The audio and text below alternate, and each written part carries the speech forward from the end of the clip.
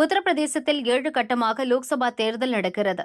காங்கிரசின் கோட்டையான அமேதி தொகுதியில் மத்திய அமைச்சர் ஸ்மிருதி இரானி மீண்டும் போட்டியிடுவார் என பாஜக தலைமை அறிவித்துவிட்டது.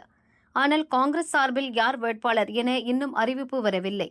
அமேதியில் 2019இல் ஸ்மிருதியிடம் ராகுல் தோற்றார். வயநாடில் ராகுல் போட்டியிடும் நிலையில் அமேதிக்கு அவர் திரும்பி வரமாட்டார் என உறுதியாக கூறப்படுகிறது.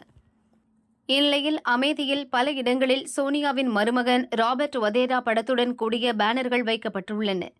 இந்த முறை அமேதி மக்கள் ராபர்ட் வதேரா வேண்டுமென விரும்புகின்றனர் என அந்த பேனரில் எழுதப்பட்டுள்ளது. அமேதி காங்கிரஸ் ஆபீஸ் உள்ளிட்ட பல இடங்களில் பேனர்கள் வைக்கப்பட்டுள்ளது.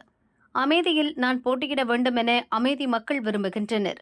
நானும் அரசியலுக்கு வந்து மக்களுக்காக உழைக்க ஆர்வத்துடன் இருக்கிறேன் என சில மாதங்களுக்கு முன் ராபர்ட் வதேரா கூறியிருந்த நிலையில் இந்த பேனர்கள் வைக்கப்பட்டுள்ளது காங்கிரஸ் வட்டாரத்தில் பரபரப்பை ஏற்படுத்தியுள்ளது.